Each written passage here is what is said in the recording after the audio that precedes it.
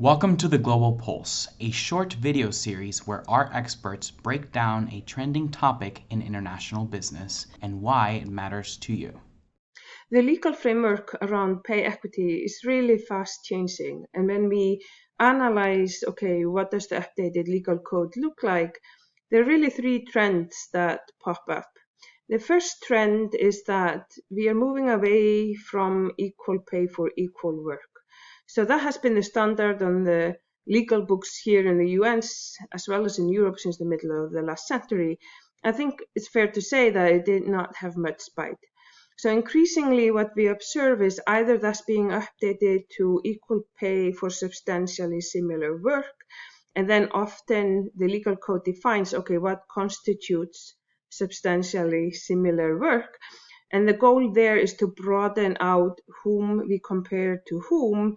And in particular, you can, for example, no longer hide behind job titles. So if you have two employees with different job titles, but they're doing substantially similar work, well, then their pay should be similar. So that's one. And then kind of taking a step further, increasingly we are seeing the requirement for equal pay for work of equal value. So this has been on the books for a while in Sweden. We see this in the new federal legislation in Canada.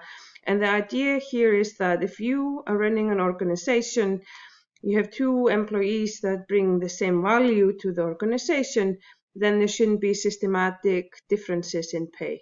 So let's assume you're running a skilled nursing facility, you have an IT person and you have a nurse. If these two employees bring the same value to your organization, their pay should be similar. So that's increasingly becoming the standard.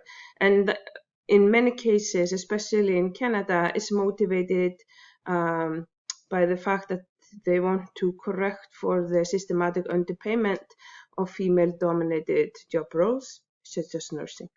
So that's one trend. The second trend is increasingly these regulations and law are almost mandating best practices. So just as one example, not allowing employers to ask for previous salary history.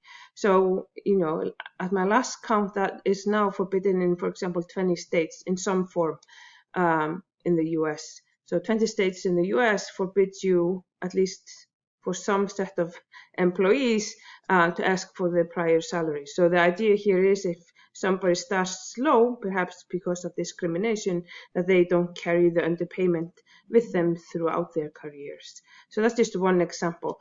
And then I would say the third trend that we are observing is that increasing emphasis on pay transparency. And that can both be internal to the organization or external.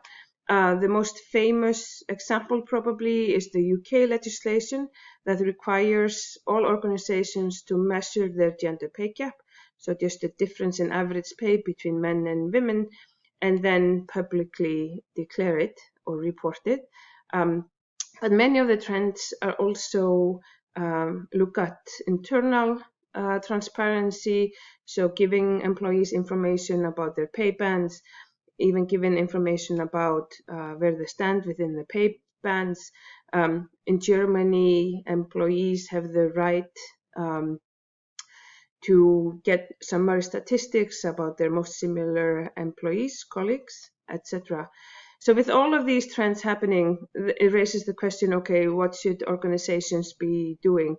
And I think when you're facing, especially for multinational organizations where there's, you have different legislation in different countries, etc., what you need is to have a clear pay equity strategy. So if you determine what you pay for, how you're going to pay for it, and if you do that fairly, then independent of what legislation comes, you will be fine. And I think another key thing is then to integrate pay equity into your compensation processes.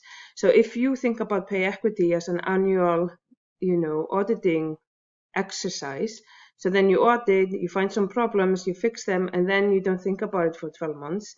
Well, there's going to be a lot of compensation decisions made within those 12 months. So then, a year later you audit again, and again you have to fix some problems.